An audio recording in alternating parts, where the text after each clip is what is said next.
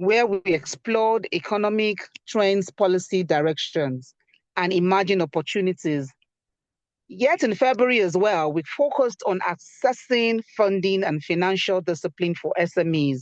I mean, it was such a very wow moment. We had, in fact, I have one or two people already signed up with our speaker now, working with them. And even first years, when January, we have people already working with them. So we look forward again after today's discourse that we'll also have people go ahead and also speak with Mr. Meshoe, equipping members with practical insights on grants, on loans, record keeping, and investor readiness.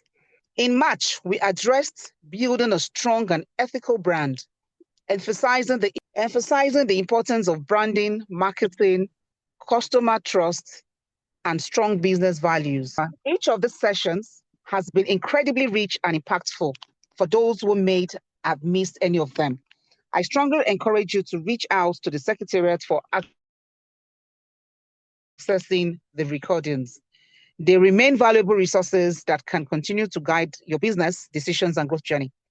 Today, we turn our attention to a critical area that underpins every successful business: human capital and people management for small businesses. Human capital and people management for small businesses with a focus on talent retention, workplace policies, and performance management is so packed. I know how Mr. Meshoye charges when he goes out to speak to people in this strata, and I believe that it's not going to be a wasted time, and resources will be judiciously used here. So I will conclude by saying that as entrepreneurs, we often invest heavily in products, services, and market expansion. Yet the real engine of any business is the people. Building the right team, creating a conducive work environment, and establishing clear systems for accountability and performance are essential for sustainability and scale. Without this, even the best business ideas can struggle to thrive. And at times, when we are doing business extra, we get people here, people, this one has resigned, and you're wondering why. Well, people will come and go. So you really can't tie people to do your business, how to manage the resource people that you have, your resources, your funds, your finance, your people that work with you, and just make sure that everything is well balanced. So at this point, I would like to especially acknowledge and appreciate our guest speaker, Mr. Tunde Meshoye, CEO of Mesh Consult Business Clinic.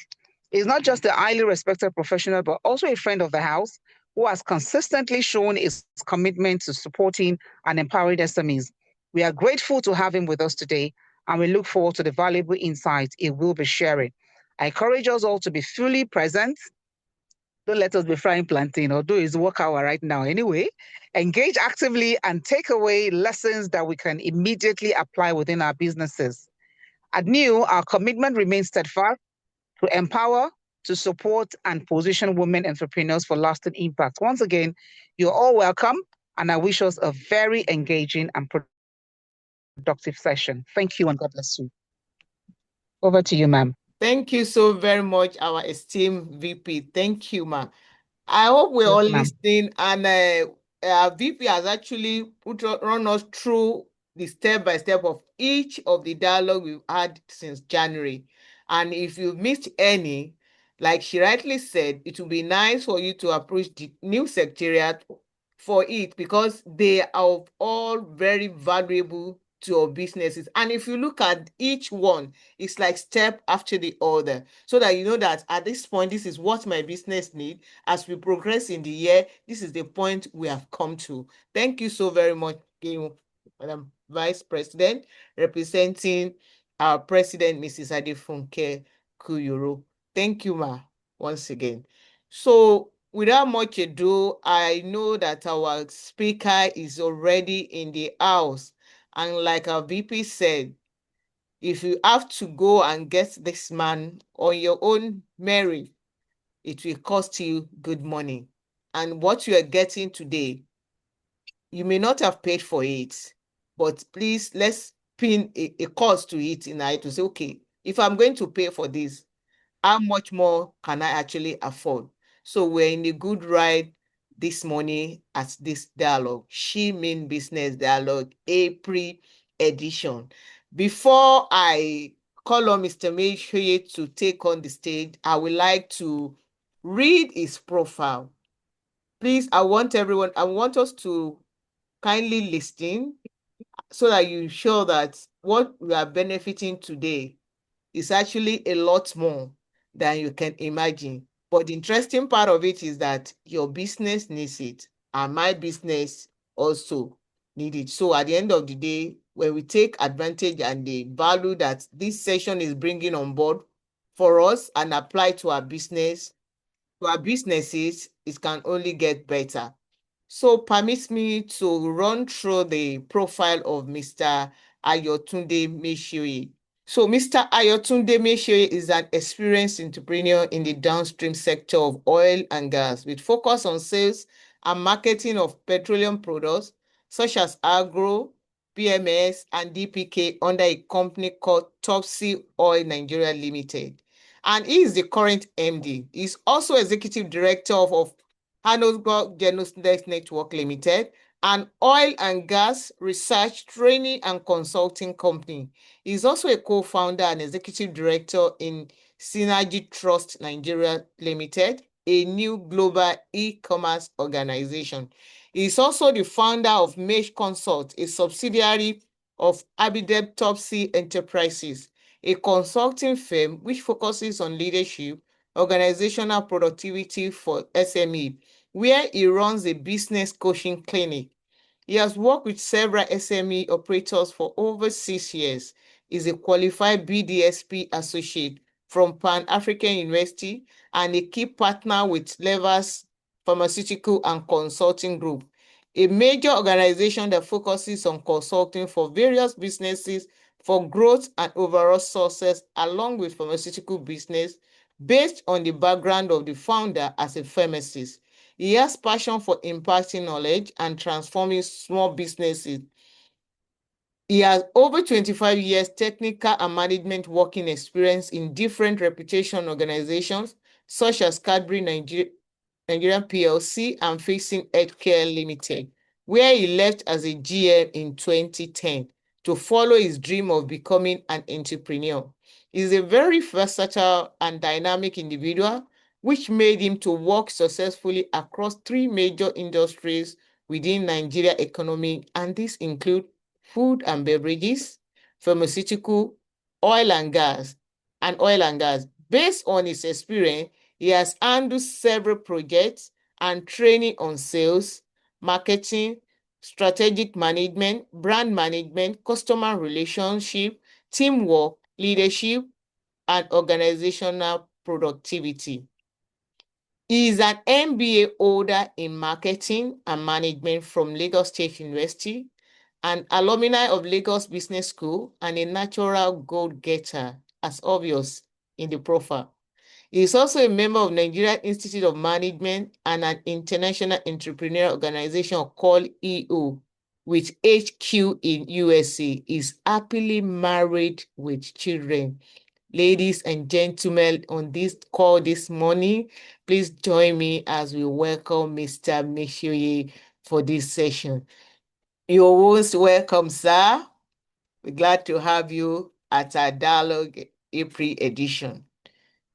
Thank you, Eniola, and good morning to everyone on this call, and most especially all the members of NEW, starting from the Executive President, Mrs. Adefunke Kuyoro, and our able Vice President, Bolale Edward. It is my privilege and honor to be in your midst again this morning. I'm actually not new to NEW. It's an association I've been working with a lot of members within in the last 2 years, and it's been a wonderful and amazing journey because virtually everybody in NEW are great and wonderful by virtue of my experience with a lot of members. For the benefit of those who also might be joining or who are not members of NEW, I know that my profile has been read. And I know that even that profile is even an old one. Some things has also changed there. Let me just add a few things, just as kind of in addition to my introduction. Currently, I'm also a member of League of Mentors on Tony Melu Foundation entrepreneurial projects across Africa. And I have about 4 mentors across about 4 different African countries, including Nigeria. Successfully, I've helped a lot of business owners to grow, to succeed. Just like you all know, at least though I'm also a serial entrepreneur, but my passion has to do with helping entrepreneurs to grow and to succeed greatly.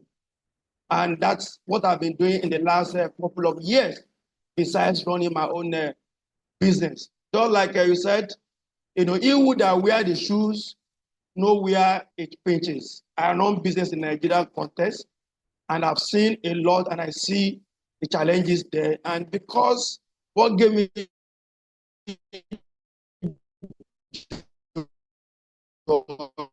is that dream, I move along. And I'm also a business coach and advisor to a lot of other corporate organizations.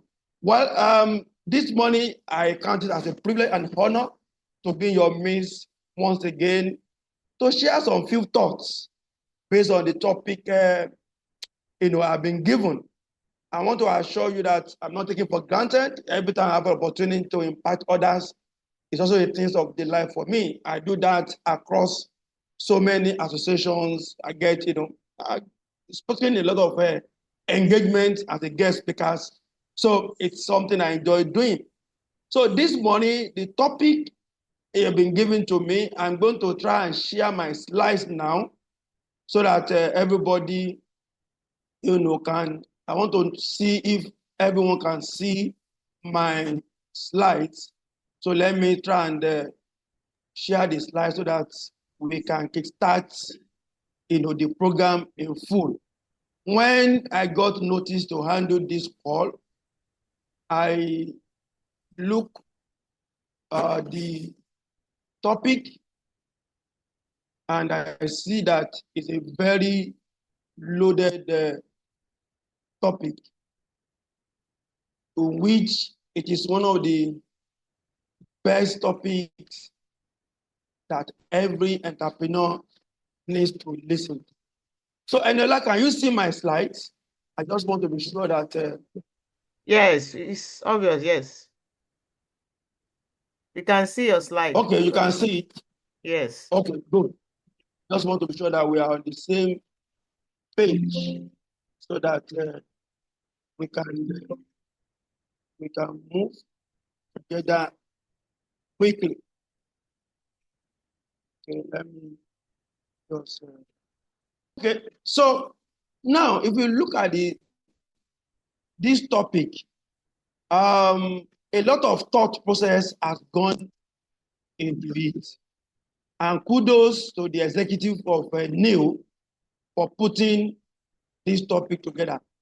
And when I see the whole thing, it is so loaded that because I'm an alumni of LBS, this is actually a 2 days program in LBS. I'm being sincere, but I'm asked to do it, within a couple of 1 hour thereabout, and I will see the best I can do, to touch base across all the major vitals of the element of this topic, because the importance of the topic is so huge that because for every entrepreneur, the best and the biggest asset you can have, it's the human being. I mean your staff. That's why this topic is very critical. So at this junction, I want everybody on this call to fully pay attention. Be here, spirit, soul, and body, so that we cannot enjoy this time. I will try as much as possible, to round up within an hour so that we can have time for an interactive section. The topic is right before you: human capital and people management for small businesses. And then we'll be looking at the focus, talent retention, workplace policies, and even performance management. Because the greatest asset of an entrepreneur is your staff. You build the staff to build the business. If you are still running, only you running your business, you are just starting. And a time will come whereby your business will need to grow, that only you cannot run the business alone. So you need others, whether as staff or partners or even collaboration in joint venture operation. Human capital management is very key. So now let's dive into the matter of today. We look at what are we going to be discussing in the next 1 hour or so. First and foremost, understanding human capital management as a small business owner. As a consultant and a business coach and mentor, I run an outfit called Match Consult, where I'm the lead consultant. And what do? It's actually a human capacity development company for the benefit of all business owners, for them to grow and succeed greatly. And I focus on the business owner because they also need to develop their capacity first before they begin to manage others. That's why we need to understand, concept of human capital management in small businesses, because it's very vital and very practical. So as a business owner yourself, you need to have a proper understanding of what is human capital management and how does it affect your business. And we'll be discussing that in a short while. Importance of people management in small businesses, is the most essential and the most important activities a small business owner needs to. Because the staff that work with you, they have direct impact on your business because of the business. Every wrongdoing by any staff, that's why you need to understand it. Like other bigger organizations, when a split an error, it could take a while before the impact is felt. But for a small business, the impact was. That's why we need to get to know more as we move to that on this player retention. How do you retain good talent? Although we are saying in Nigeria today that good hands are difficult to get,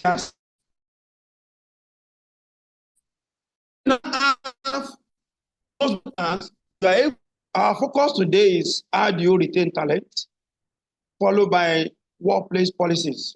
You need to put some work ethics guidelines in place to ensure your staff behave normal. Performance management. This is actually very, very critical. When you hire a staff, you must be able to put KPIs in place to ensure the purpose for which you engage them is being met, and they are all adding value to your business. It's only when you hire your staff and they are performing, it is then the business can grow. A lot of small business owners fail in this regard.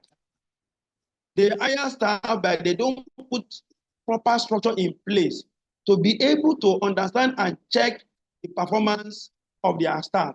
And the body of running the business or working usually, becomes a huge burden on them. And a lot of them don't know until when they are in a crisis. So we learn about how this and how to put things in place to ensure that everyone you hire are adding value to your business and they are moving your business forward. Then we also look at the type of people a business owner must not employ. When we get there, this will be expanded because there are some people as a small business owner you don't need to hire, no matter the pressure, no matter the influence. Then we so now let's dive into the matter so that we can move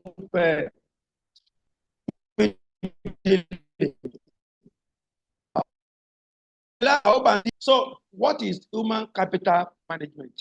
This is actually a strategic approach organizations use to hire, develop, and manage and optimize their workforce so that each employee can contribute maximum value to the business.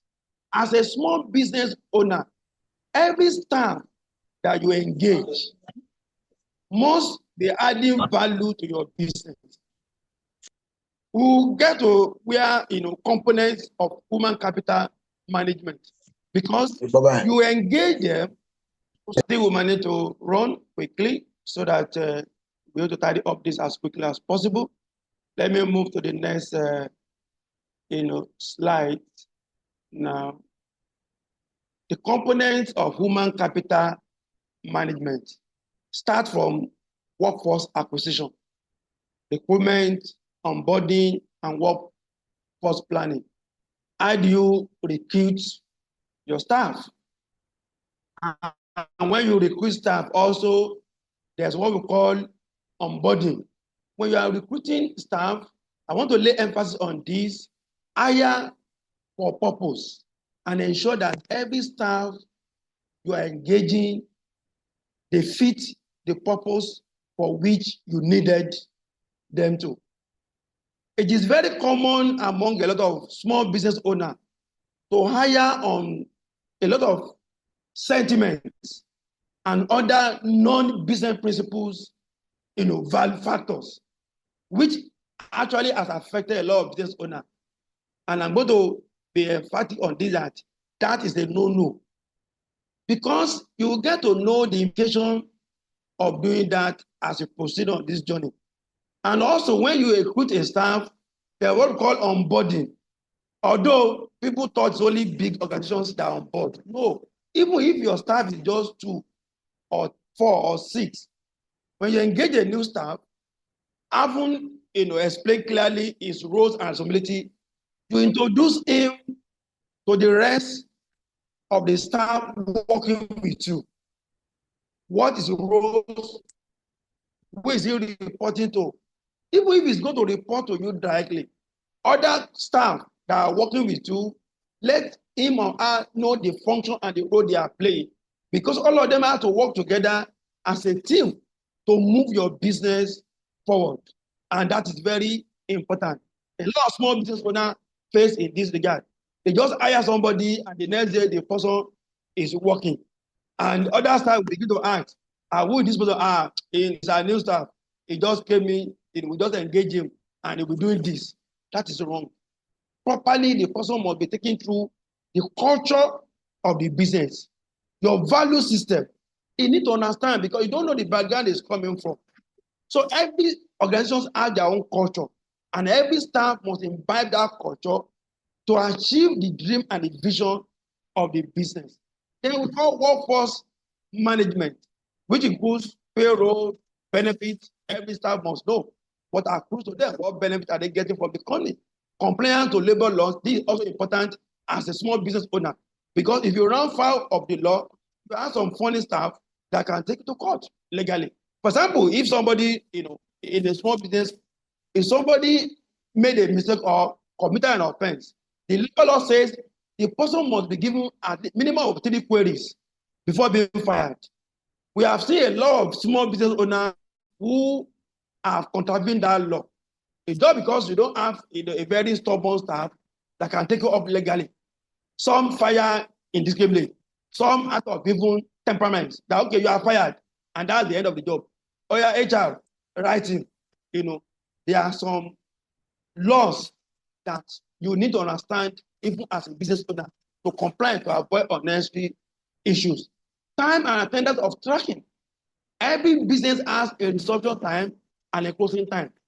And this must be properly communicated, to all your staff So that when the staff comes late, it's late. But when there are no rules in place, the staff can just stroll in anytime. And he can say, I didn't know the time to resume. And sometimes, when there are issues, attendance is critical at work. There are some staff that play a critical role in your business in which that they cannot afford to be late. And they cannot afford to be absent. Even when they will not be able to come, they must communicate to the supervisor or to you for a proper replacement before it's taken. So all these things must be part of what we call workforce management. And the most important and the critical one is the talent management.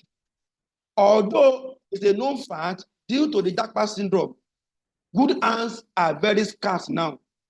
We all know the reason. A lot of good hands have Dakpa because of socio-economic problem in our country. But the fact remains that there are still some good hands around. That's why companies are still growing, organizations are still moving forward. So when you are able to recruit a good hand that suits your purpose, that has value to hand, the owner lies on you as a business owner to manage this talent very well. Starting from performance management, you need to put structures in place that will enable them to track their performance so that at the appropriate time, you will be able to gauge what they are doing. And, one of the ways of managing your talent. If you run a business, there must be a way to manage performance, to understand, assess the performance of people that work with you, so that we can reward them when they do something good, and also to score them when they go off the track. Every human being responds to stimulus. People work well where they are appreciated, where they are valued, and where they are honored. In place that these are part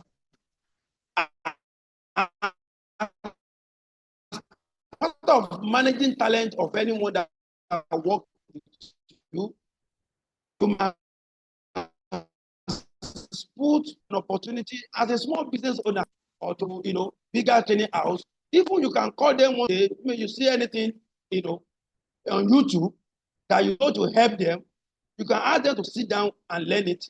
You can get a video sent to them and ask them to tell you what they have learned from what they have read.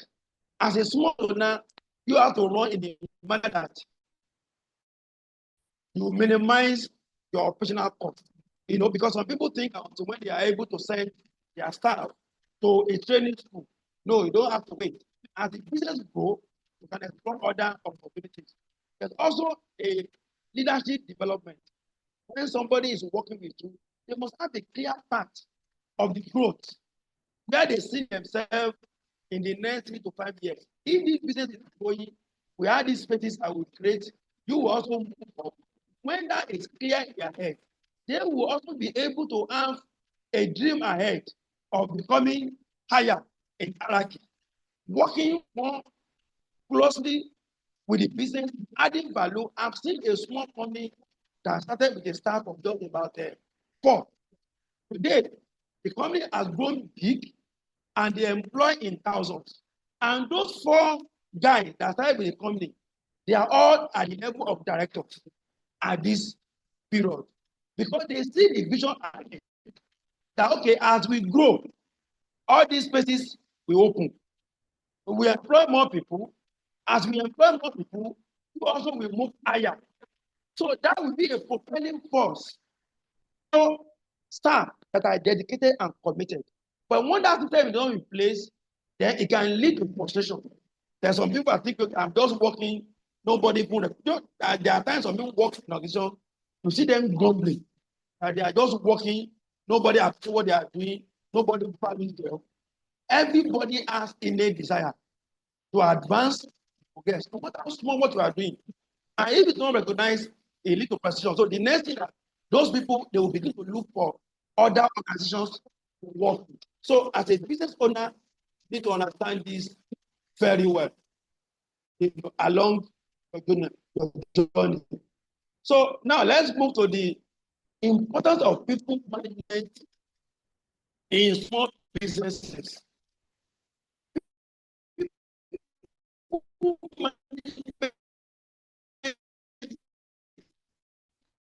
Very important in small business but because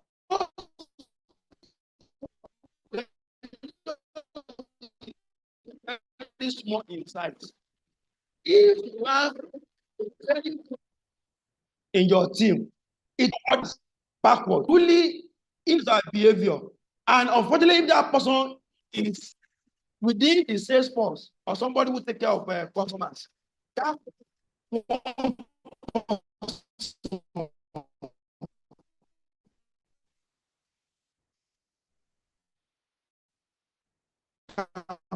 cost the company a fortune. Let's assume a customer strolling and you want to behave to the customer, and out of annoyance, has lost a good opportunity.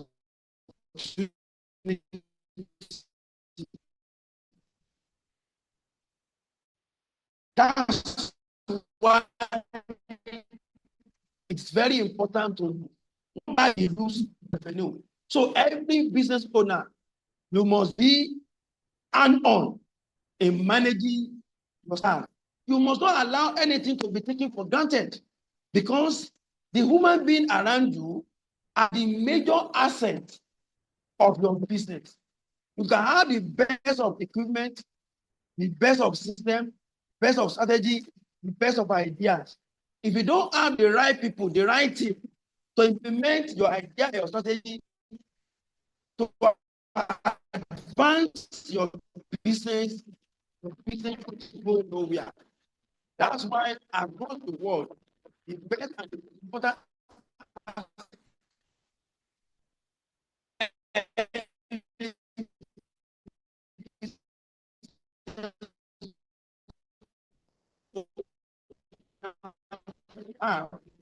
is the human capacity.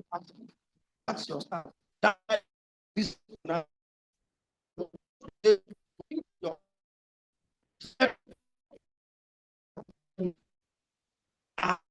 your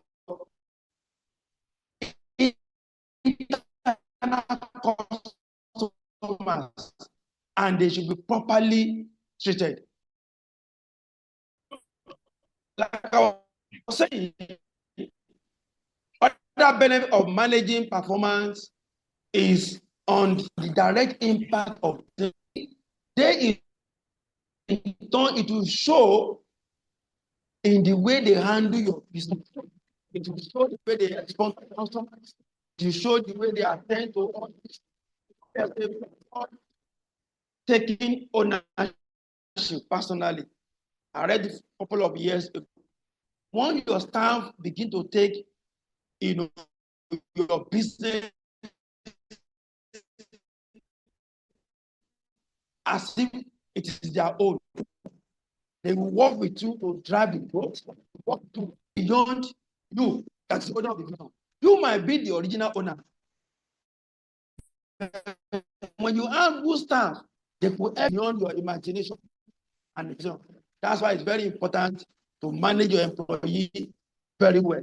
And when you do this also, you will be able to retain your staff for long. There's what we call labor turnover in business organization. And such, activities normally reduce what we call organizational productivity. Because I'm also an expert in organizational productivity, I know the implication of having a business having a very high turnover. When you employ staff, but because you're unable to manage them well, within 6 months or 1 year, they need to join another organization. And there's a cost for every organization. And also, for every organization that leaves, they go with some information. They also leave with value and impact, which go to other places. That's why, and also your investment in them within the period you have worked with you is also why you must manage your staff very well in a manner that even if we are going to leave, at least they will have stayed at least between 3 to 6 years or more before they move, in which they will have contributed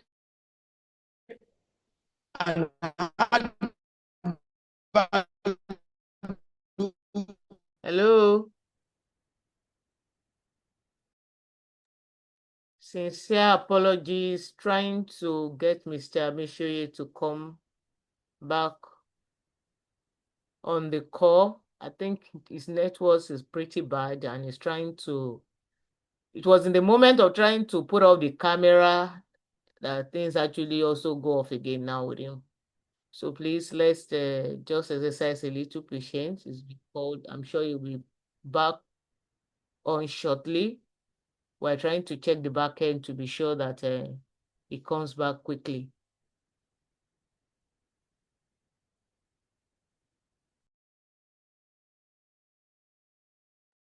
A major point Mr. Mishoye left us with before he went away, and I believe we will come back as soon as possible, is for the emphasis on the fact that when we get it right in the place of managing people, there's likelihood that our staff will stay much longer with us. Our staff will stay much longer with us. And a staff that understand that our employer has his or her growth interest at hand will probably stay much longer than somebody who will rather consider as a tool rather than the value they bring to our businesses. I think that's part of what he emphasized. And the other thing that I found very interesting is the compliance to laws. He talked about the fact that many people are getting away with hiring and firing in a manner that does not really comply with our laws. I think that's one of the takeouts for us on this session. And of course, you also talk about the fact that when your staff is managed properly, it will leave customers with a better experience. And of course, also talk about the fact that every business needs talent. And to get good talent, we have to be deliberate in hiring who we want to bring into our business. And of course, he also emphasized the fact that our human capital is very critical to the success of our businesses. You know, sometimes people say, oh, I need money, I need fund, I need loan, I need this to take my business to the next level, without paying attention to the human capital. You may have all the money to run the business, but if your human capital are not right fit, the business may find itself struggling. And of course, when you hire, performance is very critical to the success of our businesses as a small business owner. And the one thing that separates small business owner from the big one is that the strong or the weak application of human capital has a close and direct implication on our businesses. That he emphasized strongly as one of the things for us to take out. We'll check again to see why he has not come back. We apologize to see that this is affecting participation already. But again, that's the risk of the internet. And yes, let me just leave it that way. We'll be back shortly. Thank you. Apologies for the break in transmission. As an entrepreneur, some challenges you don't plan for crop up. You must find a way to navigate and keep moving, no matter what you are faced. And this is one of such. No matter what happens, we are marching forward. So now where I am now is actually where it's very important and critical, talent retention, and which is the major focus of this presentation. Now, I've mentioned earlier that because of the socio-economic problem in our country today, a lot of our good talents are, running overseas. Europe, America, Britain, you all know, is a socio-economic problem we are facing. A lot of our good hands have trouble. But in spite of that, we still have some good hands that are still within the country. So if you are a business owner and you happen to have few of them around you, you have a responsibility to be able to manage them in a manner to retain them for your business. You know, being a business owner, because you don't have much resources by virtue of your operation. So there are strategic ways to retain talent. Number one is you don't need to outspend the big companies to be able to retain your good hands, who are your staff. You only need to care for them. Them know that you really care for them. There are some small business owners who treat their staff as if they are slaves. Like they say, am I not paying you? The fact that you are paying somebody, the person also have emotional parts. The person need to be cared for, need to be valued, need to be appreciated. Even when somebody does something good, common thank you is more than enough to encourage somebody. Some people, especially within the SME sector, they feel that once because somebody is your staff, you are paying, they owe you no thank you. That is wrong. The fact that you are paying somebody, am I not paying him? It doesn't matter. What your staff need to know is that you really care about their well-being. You care about their life. Even when something happens to them, maybe somebody who is very lively, bubbling, at work, just came suddenly looking moody, head down. At least as a business owner, you need to call that staff and find out what is wrong. It's possible he has an issue at home. Maybe he has a loved one that is sick, or there's a challenge that probably you can even help. Even if you cannot help, you can suggest one or two ideas that could be of assistance to relieve the burden. For the person to know that I work with a boss that cares. Fine, it's good to pay good salary, but everything is also not boiled down to naira and kobo. When people work with you, they only want to know that you care, you feel for them. Even when they are bereaved or they are going through some challenges of life, you have no control. Empathize with them. Listen with them and show concern, show care. You don't necessarily have to overspend the big company because you cannot even afford to do it. But you must show yourself that you care. You also must learn to develop them. There are people maybe work with you, maybe they just have ordinary school cert or AND. As a boss that cares, you can encourage some person to take a part-time studies to develop himself. Be committed to their growth also. Okay, if you have school cert, even if the school cert failure, why not retake? Some might say, okay, I don't have money. Okay, you can give them soft loan. Okay, go and take WAEC form.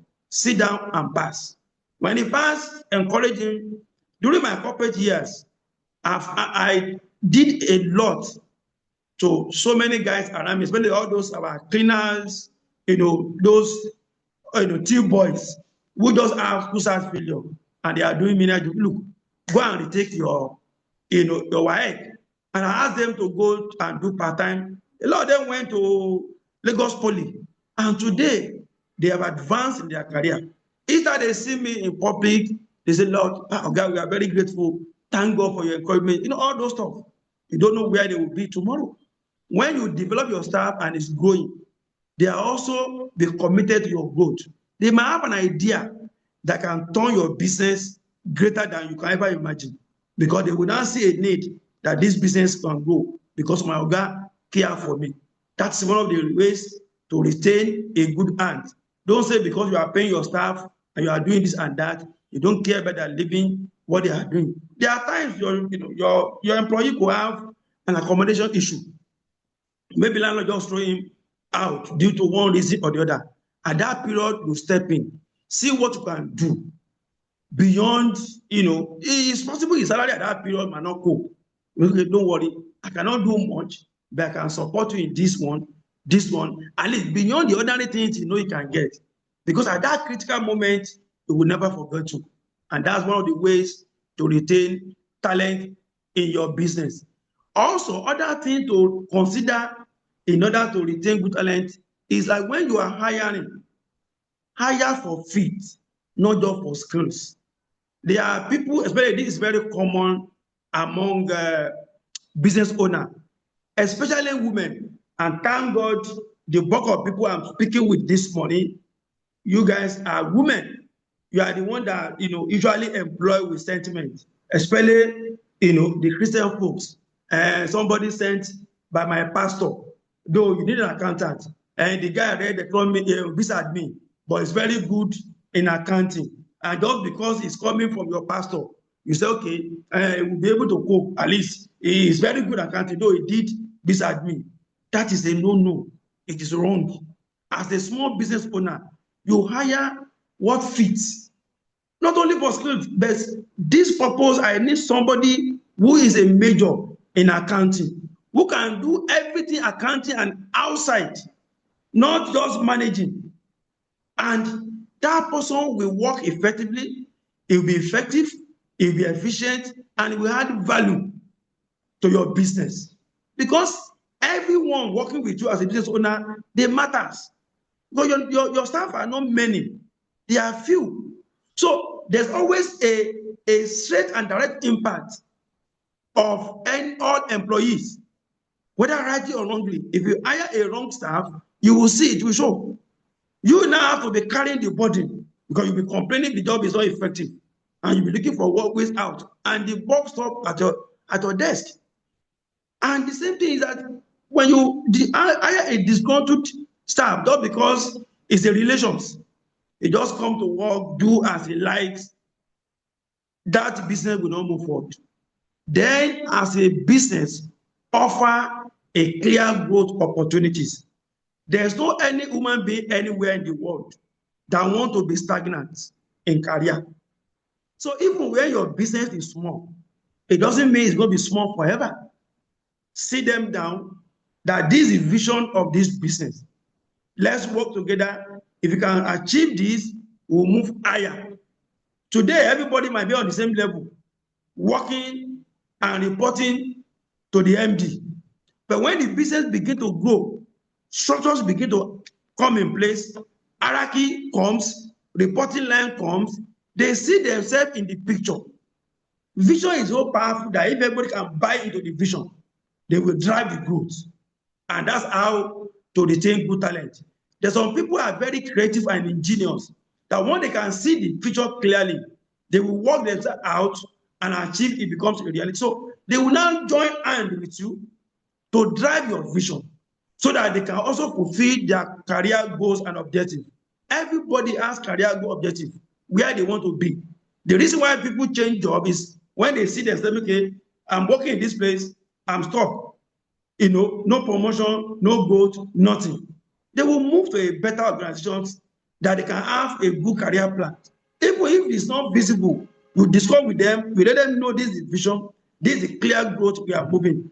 Now we are about 4, we are working here. I plan to have other staff who will play this role. So if we are able to work well now, we advance, you will be the head of the unit. I've been in such situation. I work in a multinational company. When I joined a small company, everything was small. But because of the vision, we all buy into it. We look at it, everybody begin to see themselves where they will be in the next 3 to 5, 6, 7 years. And that's how we begin to work crazily. And today, that company has attained all those structures, and everybody was able to move along the line. It's one of the ways where people who are good, who are hardworking, can stay with you. But when there's no clear direction, there's nowhere anybody can go, then when you see a good ant, the next thing is to look for where it can grow. And that's very important for every business owner to know. Your business might be small today, it won't be small forever. So you need to have a clear vision. Even if it's not being, discuss it regularly. Let them begin to see that, okay, God has this plan. If we can all work together to achieve this. Maybe you also run a business is doing well, and you are planning to open a new outlet. Somebody who is a supervisor in this one, that you are out there, you know, if you open that new outlet, you supervisor now, you will be there to be the branch manager. Out of excitement, the guy will work hard to ensure that new outlet opens. And that new outlet opens and moves. Today, Just Right is an example. The chairman of Just Right happened to be my friend. The first branch of Just Right was the one they established in Songwater. Most of the first hand he has who are working there, they've all grown now, and they are all either supervisor or BM, branch manager, in other outlets. As I speak to you today, they have over 30 outlets of Just Right. And the bulk of the senior staff, they started with him in Songo, playing their roles. But the vision was clear that we want to be in every nook and cranny where you have the middle, the lower and the middle class people who need quality products at a very affordable price. That's the vision. And today the vision has become a reality. I remember one of those days we are discussing it. So that is the way to retain a talent. When you see an owner that has a vision and also has a drive, people that come to work with you, they begin to buy into it. You show them and they work with you to build a stronger team together. Then provide recognition and appreciation. As a business owner, one of the ways to retain good talent is learn to appreciate your staff. Don't say because you are paying them, especially if you are paying good salary. There are some people, especially within the SME sector, that they get carried away because they are paying their staff good salary.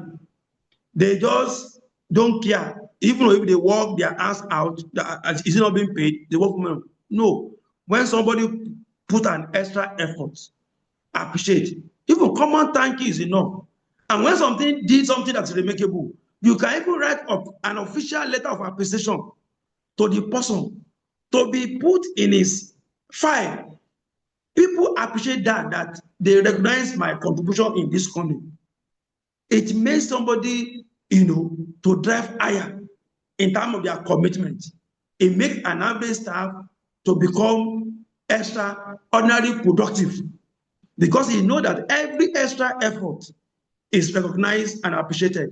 People like that know that, okay, every now and then they appreciate me. You know that when promotion opportunity comes, it will not be passed by. You know that why do you think when people go to award, they give them ordinary plaque? They might not even give them money. But that plaque ring in their head that honestly, this person's effort is appreciated. And it's very important. You might say you are a business, a small business, that doesn't really matter. It matters. You can write an official letter to your staff to appreciate. Maybe somebody brought a creative idea that enabled the company to earn more customers or gain good sales. That's beyond expectation.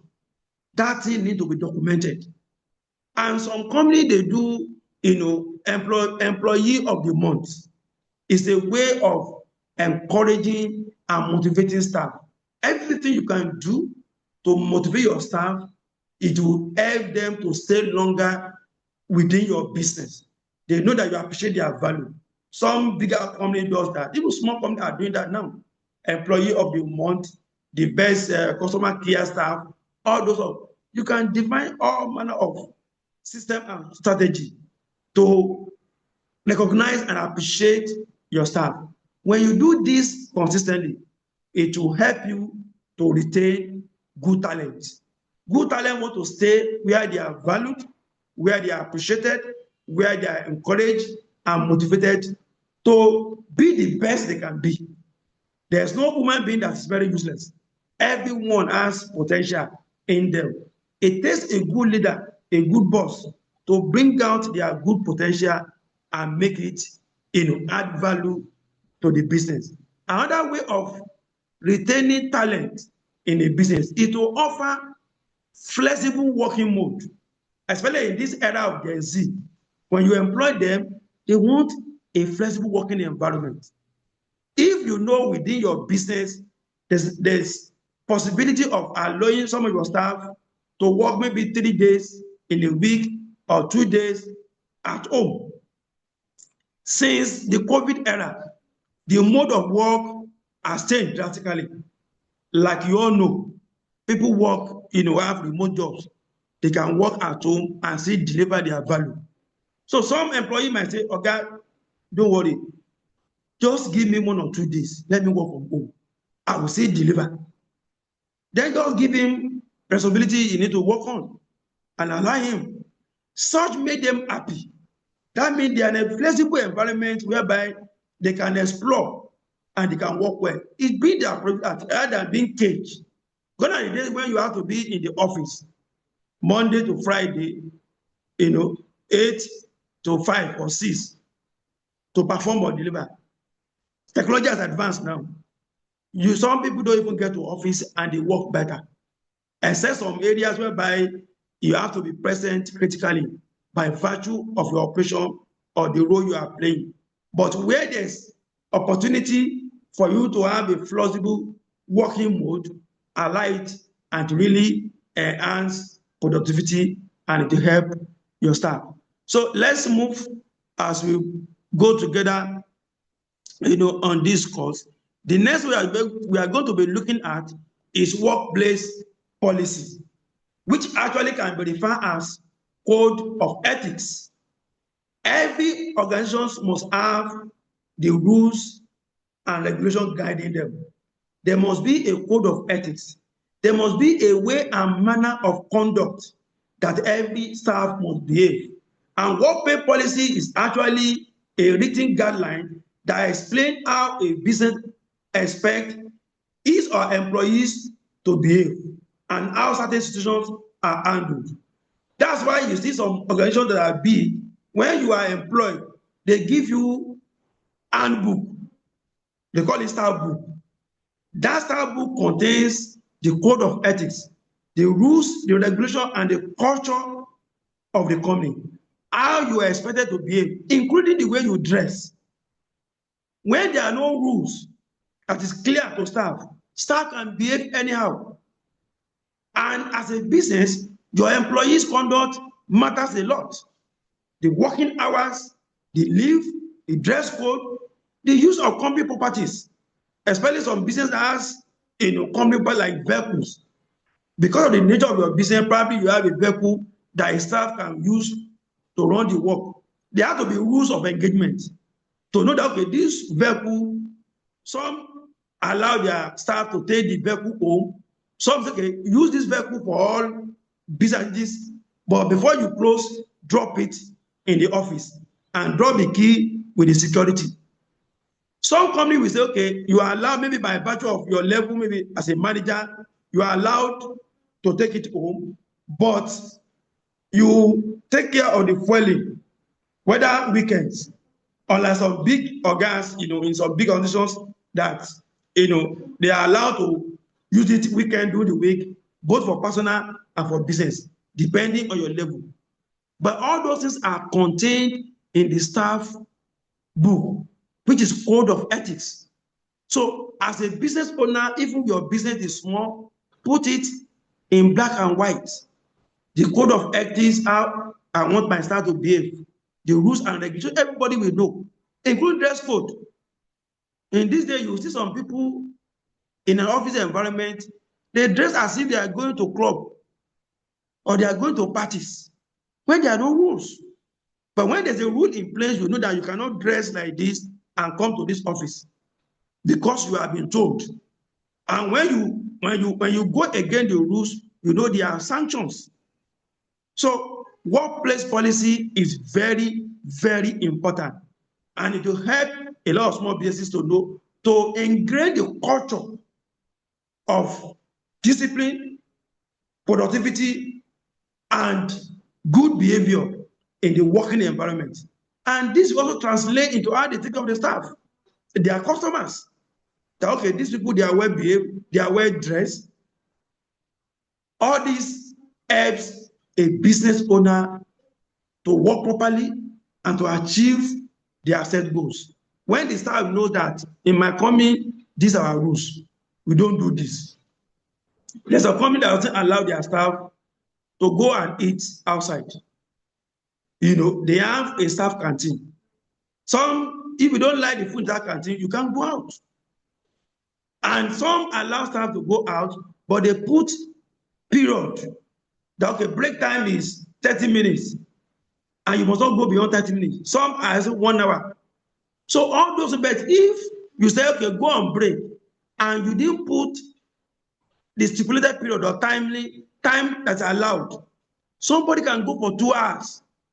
Some can go for 3 hours. Some can even go only to come back when it's about closing, because there are no rules. That's why workplace policy is very important.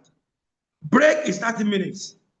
You can take it. There are some company that the break time is fixed for everybody, 12 noon to 12:30. Everybody back on your desk. Some allow flexibility that, okay, you can leave your desk not more than 30 minutes, but choose between 12 and 2. But you must not be away more than 30 minutes. Some will say, okay, no, everybody go at the same time. We all go by 12, come back by 12:30. If you come back by 1, you are in trouble. So, depending on what suits your purpose or the nature of your operation, some that run manufacturing, everybody cannot go on break at the same time. So they allow that flexibility. Okay, you can leave, but spend 30 minutes. So that somebody go, come back, you interchange with each other. So all those things are very, very important as a business owner.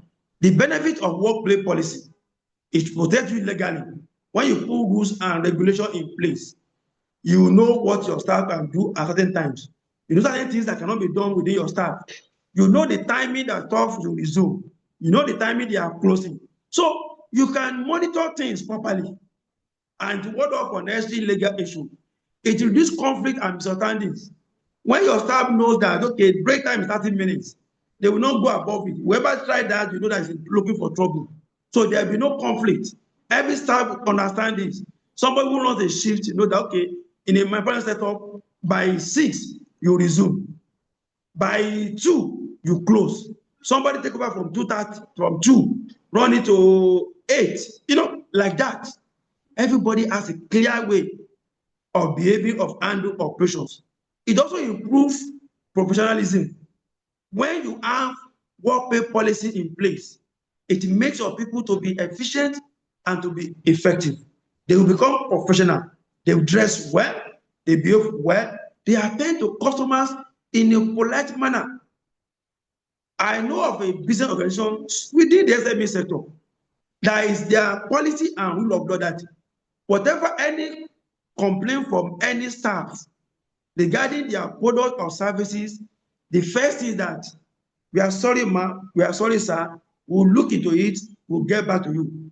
If the customer is bringing storm and fire, shouting, cursing everything, even when the customer is wrong, you dare not talk back, you dare not argue. The thing you continue to do, constantly apologize until the customers calm down. We are sorry, ma, we are sorry, sir.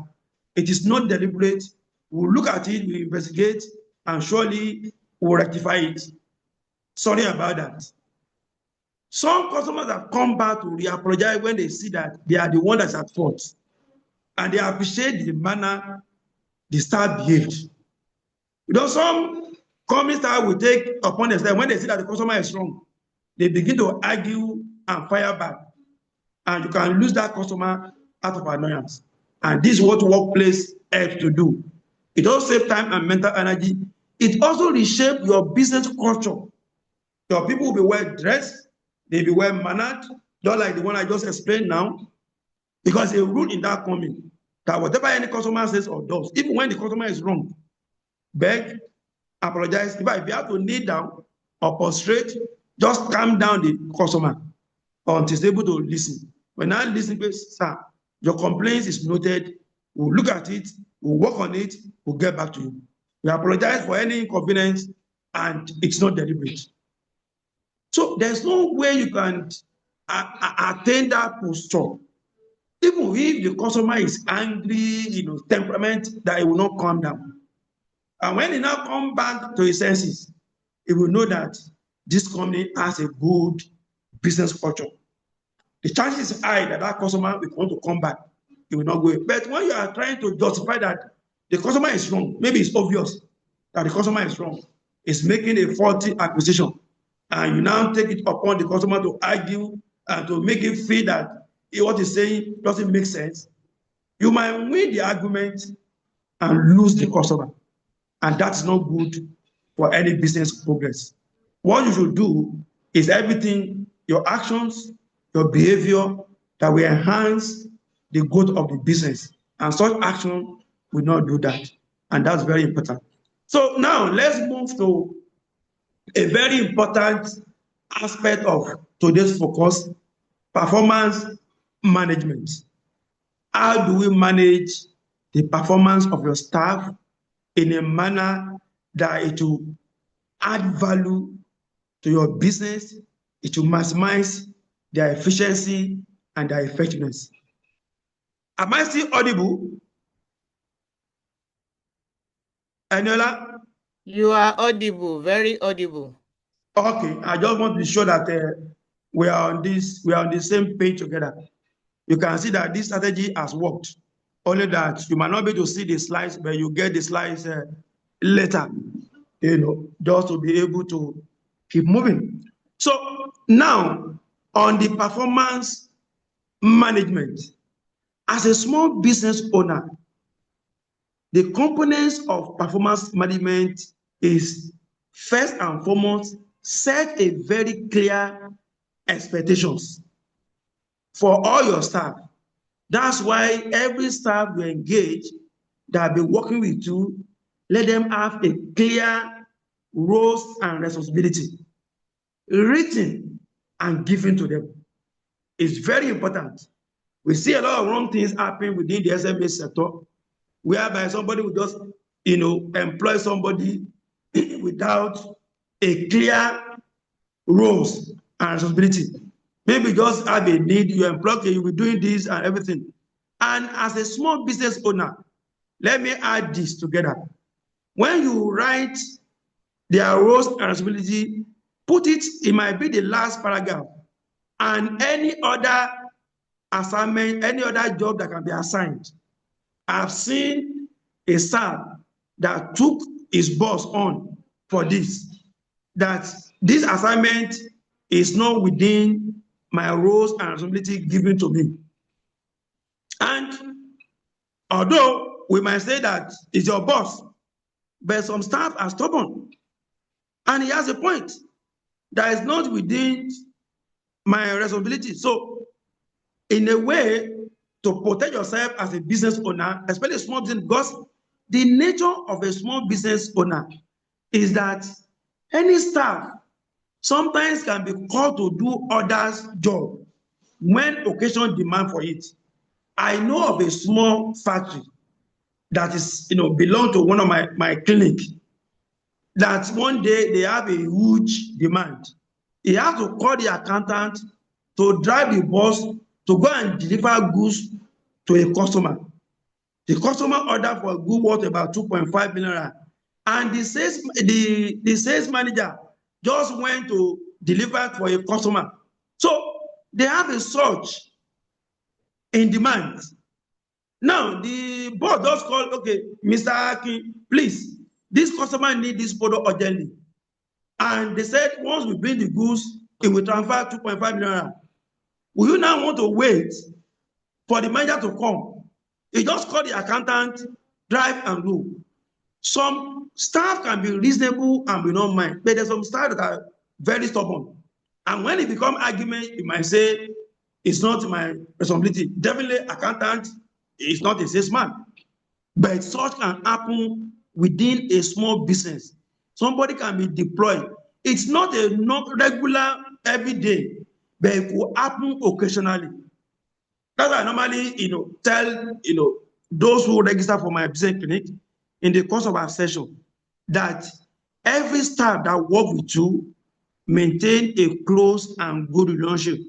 The one that you found one thing, once you have won, you have done everything to improve. If it does not improve, please get him out.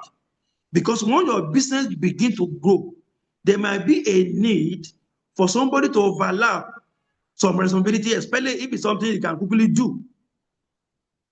The accountant can drive well. He knows the customers. They relate well. He knows his shop. And quickly to the car key, they use even the bus car because the sales manager has gone with the delivery van.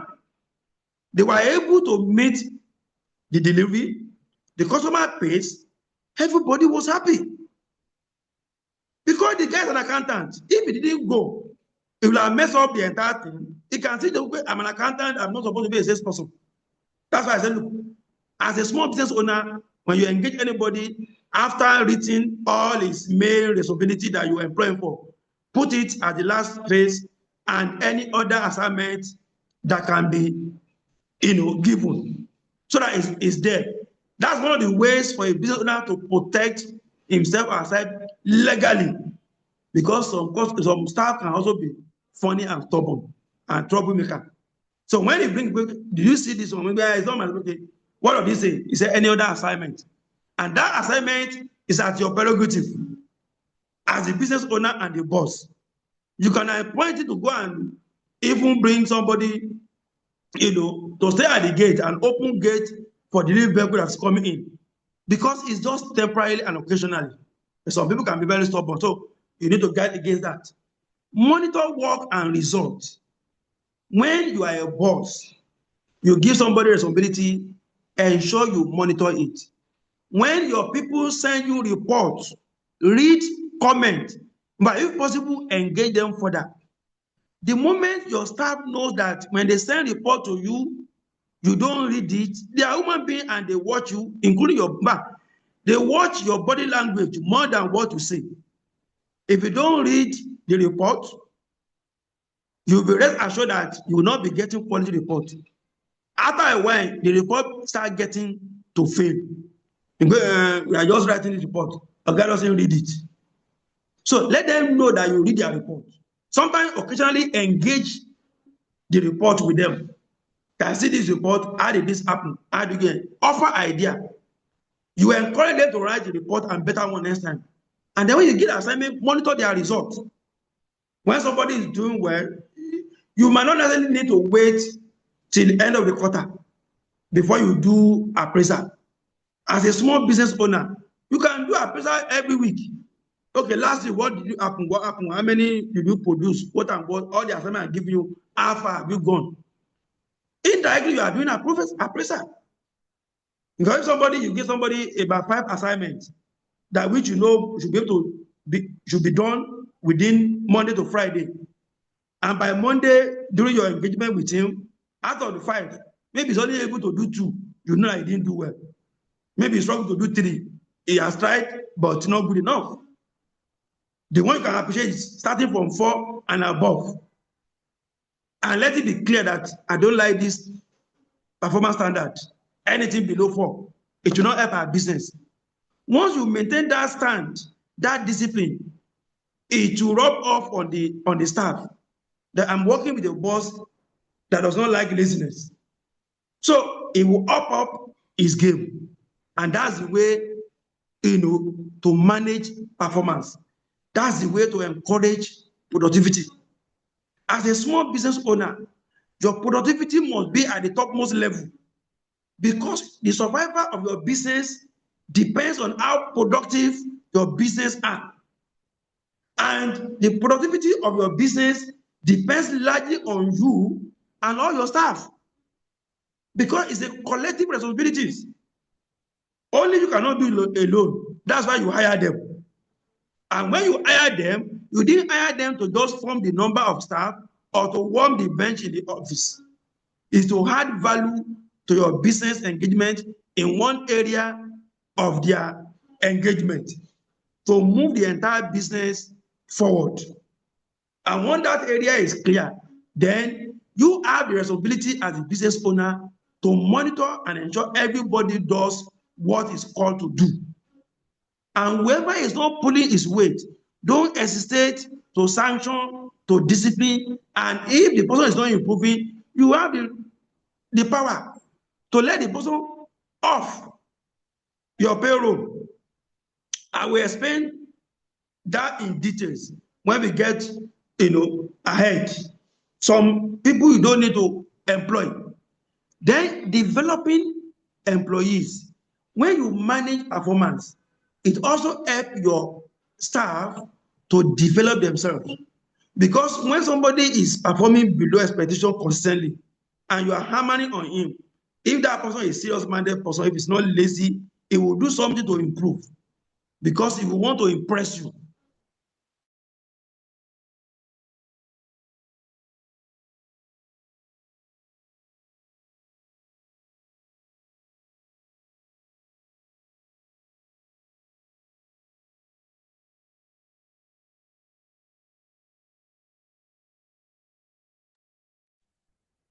We are not hearing you again, Mr. there's nobody who like honored, help your staffs.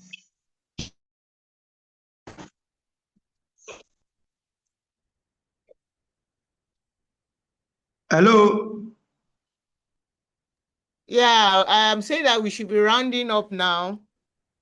Okay, no problem. I will increase the speed so that we can move forward. Okay. So now that's that about performance management. Now, how do you measure performance in a small business?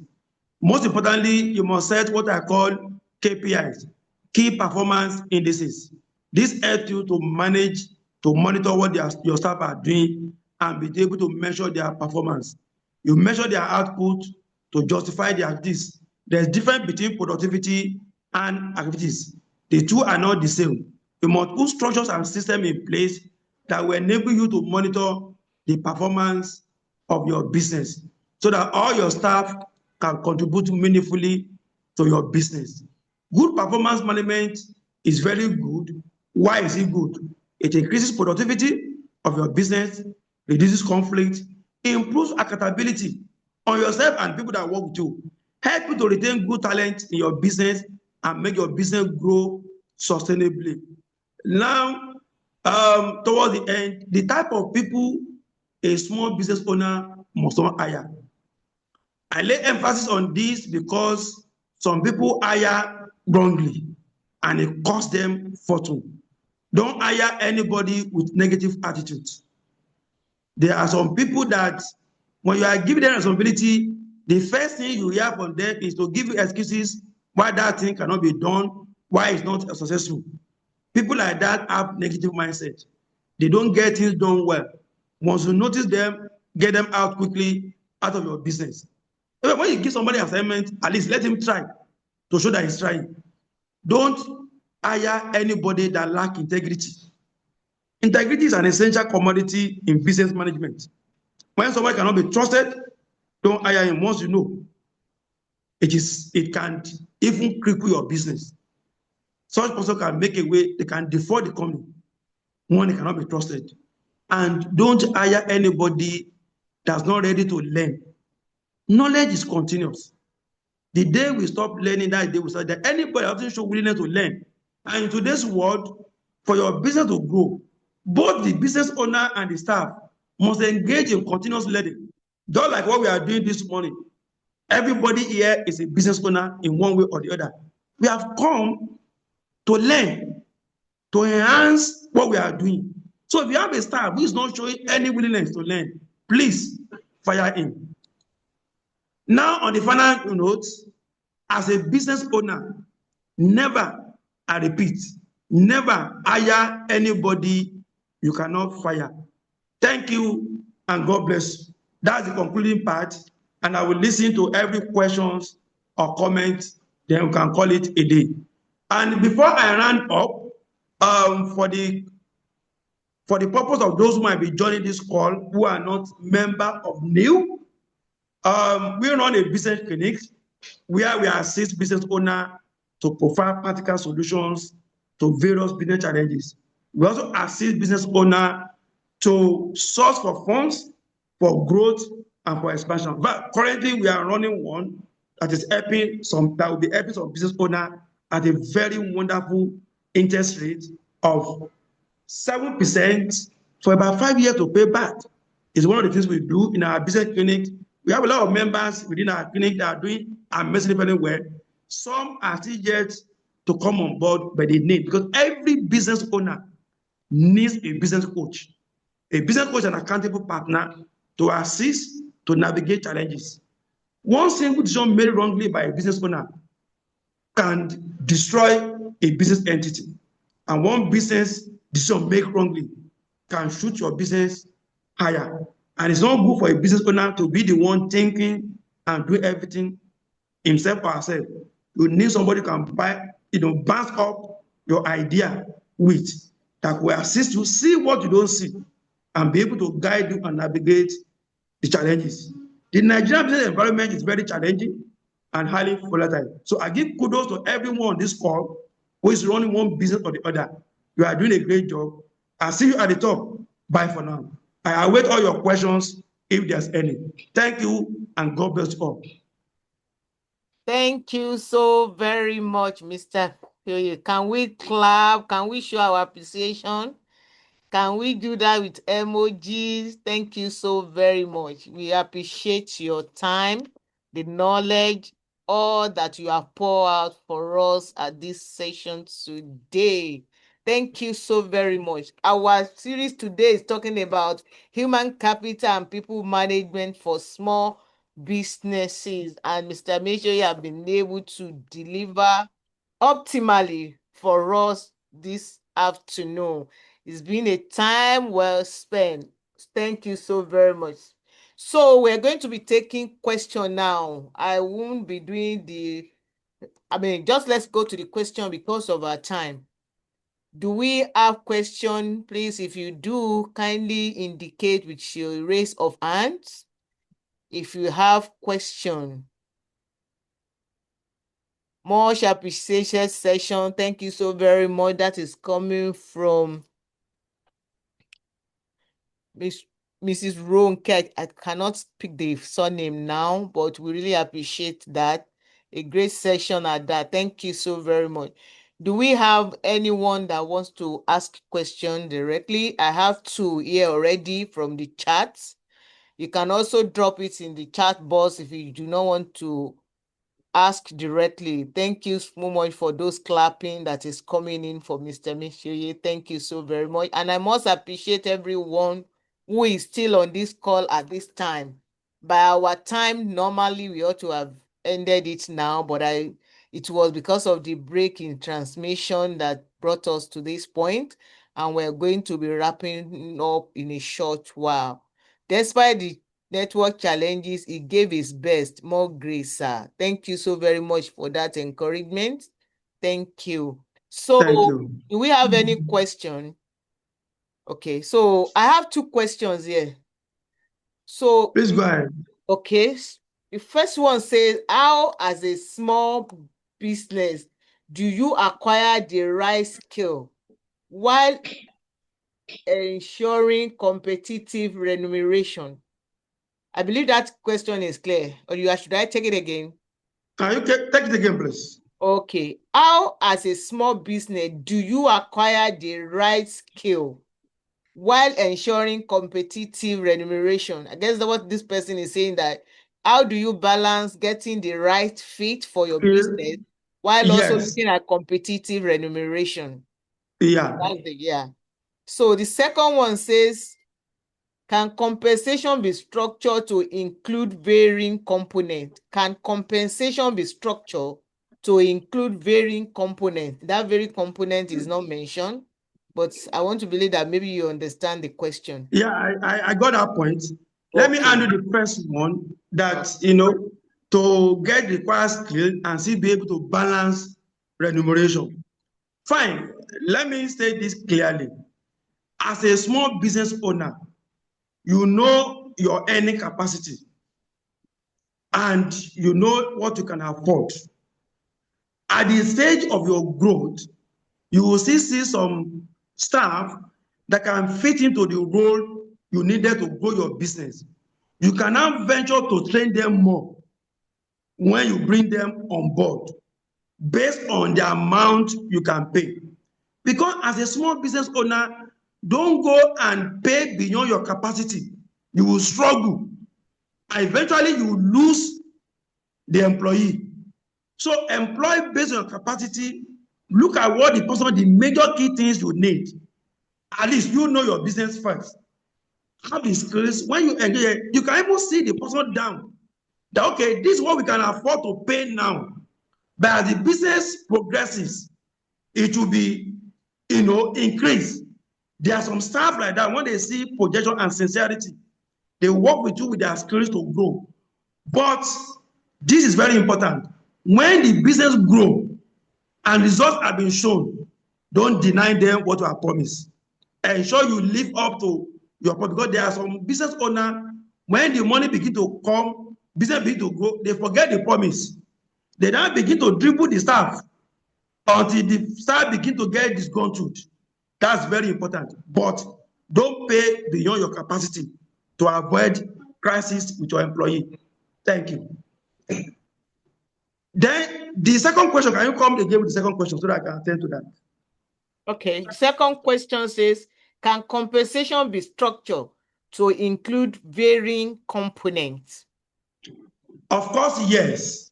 Because when you have a compensation plan, there's some area, there's some values within your business entity that you want to promote. Maybe somebody that brought an idea, you want to enhance creativity, that will engage your staff to think. You might say, okay, maybe you have compensation plan, say 100,000 for every employee. The best creative guy, 50. The most customer-centric staff. There's some people, naturally, they are gifted. They know how to care for people, bring them on board, to patronize, talk to people. Even when people are angry, they paint them. So when you reward that, it's part of it. And all those ones, you allocated fund for it. Okay, the most caring staff for customers get 50,000 extra. So you can actually vary it depending on the values within your business that you want to promote for your staff to teach towards. When you begin to honor staff who care for customers, who bring customers on board, you will see that virtually all your staff will also want to earn the compensation. They will begin to look for ways to earn it, and on the long run, it will help the company to grow, because they will now be competing among themselves, bringing customers to the company to patronize. And I know a company that they give reward to any staff that bring customer that can buy 1 million and above. Even some guys who are in accounts, they go out to bring customer to come and buy, and they earn the reward, and that helps the business to grow. So because I'm an accountant, but only this guy, look, it's available to everybody. Even the guy in production, after closing, he will go and go, my company is selling this product, so if you can buy this volume, honestly, you will enjoy also. Somebody who is in the production, before you know it, he brings the customer he wants, and he got the reward, and that is it. So it is possible. Thank you.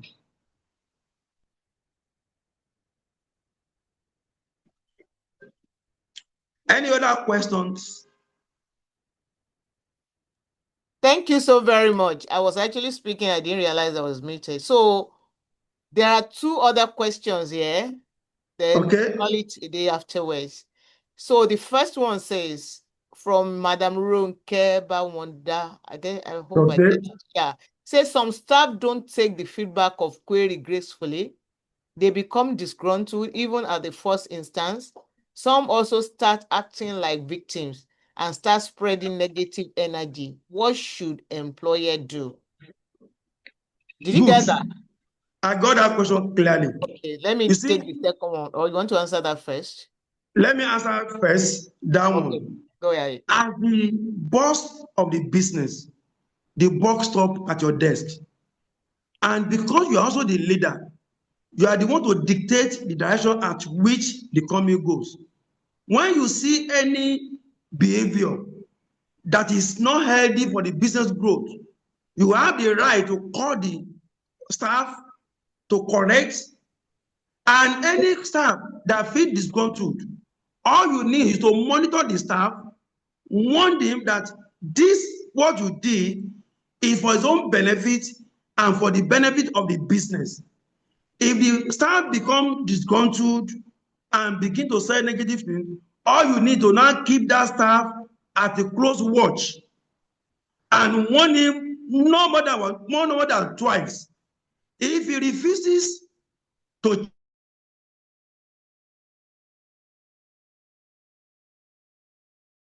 change, that means that staff is not ready for learning, and such staff will not add value to the end. Find a way to replace such staff. Any staff that you cannot warn, you cannot correct, then it's not fit to work for you for long. You can tolerate him or her for a while by calling him one-on-one, sit him down, let him know the reason why you are correcting him, and let him know that you don't like the way he's, bad-mouthing or sending negative vibe across. Give him serious warning, and if he changes, let it go and let normal work resume. But if it doesn't change, then you can get him out of your business. Such a staff does not fit to work for you for long. It will be a bad influence on the long run. Thank you. Thank you so much. So the last one says, most times we employ those close to us, thinking they will give their utmost best. Unfortunately, most of those people fail the company. That is coming from one of our leaders, Mrs. Iyabode. But we have few that helped businesses. How do we relate the two? Who are our relation? So the question she's asking, let me take it again. Okay. Most times we employ those close to us, thinking they will give their utmost best. Unfortunately, most of those people fail the company, but we have seen few that help business and they are our relatives. How do we manage? How do we relate the two? One on one help the business, another became a problem, and they are our relatives. Yeah. That's a very powerful question, and truly is coming from a leader. I know I can feel that. It's one of the things we do in our business clinic. And I do tell, all my people within the business clinic that this emotion don't run business. There's nothing wrong in employing relations, but it must be done on merit and fit for purpose. Just like you have some relation that you engage, that they will work hard, support you for the business to grow. You must value and appreciate them. There are some that they will have entitlement mentality. They will work anyhow, but they will become a bad influence. That, okay, this company is owned by my brother or by my sister, so I can do anyhow. And the rule is this: anyone that's not working in line with your business goal and purposes, whether close or far, whether relationship, even if it's your own child, get the person out of the way, fire him. It is why you are still in business, the business is still running. That's why you can give them employment. If the business collapses today, due to their own carelessness or misbehavior, they will find their way and go elsewhere. That's why emotion don't run business. So you must be firm and you must be real to yourself. Anyone, I'm not saying don't employ relations, because there are actually some good relations who work hard for you, who take ownership of the business, even go the extra mile to ensure things run well, even sacrifice. And meanwhile, you have some people who doesn't care. They just make the money, spend the money, and do anyhow. Fire the person. There's no sentiment. Sentiment don't run the business. It is based on principles. There are business principles and business ethics. Once anybody violates and go against the staff rules, get them out. Let the staff rules be clear to everyone that you engage, whether relations or not relations, no matter how close the person. That's why in my last statement, excuse me, I made the final comment that never hire anyone you cannot fire as a business owner, no matter how close the person is to you. That's the only way your business can be making progress. They might call you name or anything, it doesn't matter. Thank you. I hope I've been able to answer that question properly. You did. Thank you so very much. I had said that was the last question. Unfortunately, let me not say unfortunately. There is another question here, but that will be the last. Okay. Because I think that we should take it so that for learning for every other person. So the person says, is it wise? That's a Donald Ekpe. Say, is Okay. it wise to rehire a staff you have fired? Well, it depends on the conditions in which it was fired in the first place. There are some, as business owner, we're also human. Some business owner are actually temperamental. When as a business owner, there are some certain decisions you don't take when you are angry. Maybe somebody did something that is wrong. You are angry and everything. During that period, you've forgotten about the history of that person. At times, if you calm down and listen to hear me out, has it happened before? Was it intentional? Was it deliberate? Or is it a situation of circumstances that pushed the guy into it? A business owner does not react to situations, no matter how tempting. You respond. And that's where a lot of small business owners have issues. When things happen, they fly up. They react rather than responding. So it is possible that during the time you fire him, if the issue is not severe, maybe it's out of anger, and the guy has been a very good staff, and the offense was just the first time, you can rehire him back. But if the issue you fire him has to do with integrity issue, that he was caught red-handed with evidence, you don't do that. Somebody would defraud the company or collude with an outsider to see company products and was fired. No matter how good he is, such person, you don't take him back. It depends on the situation. And that's why we do it here. We look at things critically, we analyze it, and we provide solution. That one depends. If it's a light offense and it's been a good staff, has a record of good performance, and the offense you fire him for, that is the first time, and it was remorse and promised to change, then you can give him a second chance. But with a close watch and a condition that within 3 months, if there's anything unworthy, it's gonna. But if it's an issue that has to do with integrity, it's a no-no. You don't compromise. Integrity is a key requirement from any staff that will work with you as a business owner. Because once misadventure in that area can cripple your business. And it's very important to note that. Thank you. Thank you so very much, sir. On the last one, what about somebody that resigned?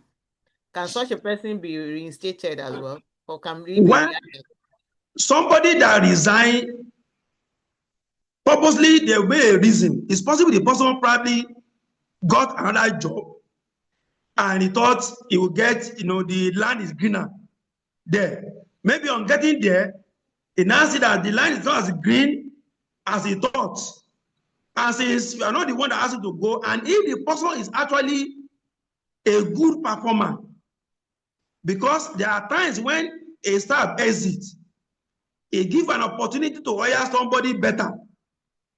If the space is available and the person has a good record of performance while still working with you, you can get him back. But if the performance is just an average, you are only tolerating him, there's no need. You can get a better replacement. If there's space, take it back. If not, good luck. Any other questions before we round it up? Done for today. Thank you so very much, Mr. Meshoye. We really appreciate your time, the nugget, all that you have poured out for us today. Thank you so very, very much. We value your time. We appreciate it. Thank you so much. On this note, I will want to encourage us, as many things that we've been told today. It is not just for us to hear. Don't just be the hearer, like they say. Let's also be the doer. And I'm going to just highlight some of the things that I think we can go away with, like our takeaway, like we normally do. And the first one that I'm going to emphasize for emphasis sake is the fact that don't hire somebody with negative attitude. Yes. And this is very, very critical because sometimes it's even much more than skill. Because when somebody comes with a negative attitude, no matter how good that person is, such cannot be sustainable even for a small business. It will be a bad influence. Yes, that's one thing we need to know. He said, don't hire somebody that lacks integrity. Don't hire somebody that is unteachable, somebody that is not willing and ready to learn. So those are some of the things we need to take away. And I'm taking this one, I'm putting it in my office wall. Emotion don't run business. Yes, so I'm just going to tell my creative, just do something as let's hang it where everybody can see it. Emotion don't run business. And of course, as a small business, it's very important for us to keep KPI in place so that everybody knows what we are running. And it's also very important because at the end of the day, when you sit one-on-one with your staff and you are doing appraisal, this staff can actually score him or herself to know that whether I've done it. Because you just take the ball. Exactly. What have you done well? What have you not done well? Once again, we really, really, really appreciate your time. Thank you so much. Very much. Thank you. God bless you. Amen. Okay, so goodbye, everyone. Enjoy the rest of the day. God bless you all.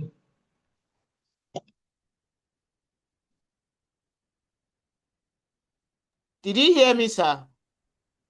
We'll be expecting the slide so that it can be shared with participants. Okay, I will send it later in the day. I'm going for another meeting now. Okay. So once I'm back, I will send it through Adeyonju. Yeah. Through his name. Yeah. You understand how busy somebody with your profile can have. Thank you so very much. We appreciate it. You are most welcome. Yeah. So do enjoy the rest of the day. All right. Bye. Thank you. Bye. Bye. Mr. Adeyonju, over to you. Thank you very much.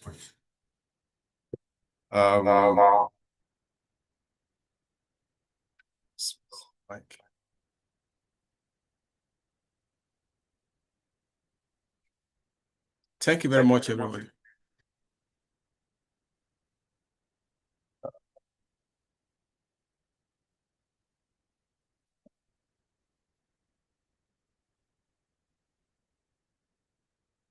On behalf of the Secretariat, I would like to first of all appreciate our speaker, Mr. Meshoye. Thank you very much for the insightful, practical, and thoughtful, provoking contribution.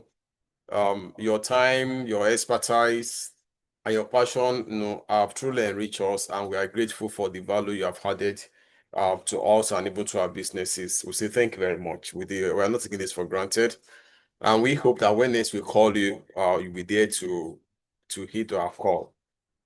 I want to say thank you also for our leaders that are in the house, the member of the governing council. Please, I would like to mention because of the time. Our chapters chairpersons, thank you very much. Let me just mention Mrs. Onide. Thank you for being there from the beginning to the end.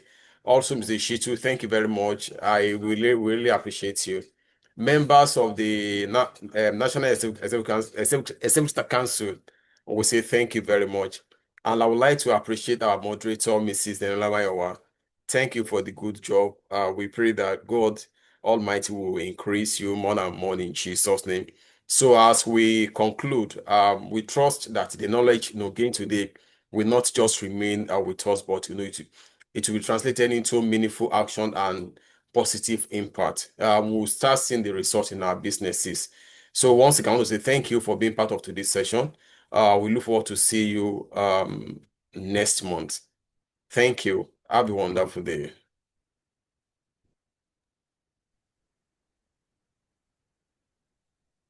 Let's put on our videos now so that we can take good photograph.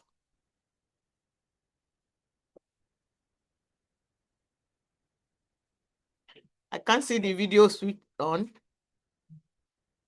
Let's put on our videos and see our beautiful faces so that we can have this on record.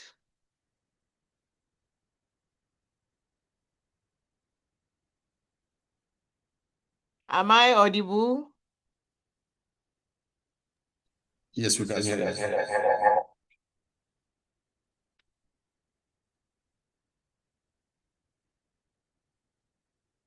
Let's put on our video.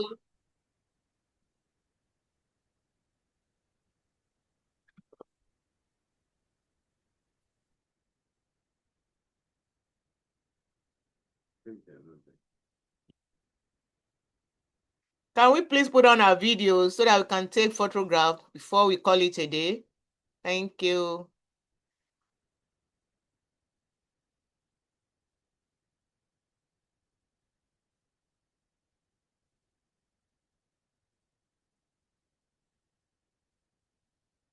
This is Akinwande. Please put on your video.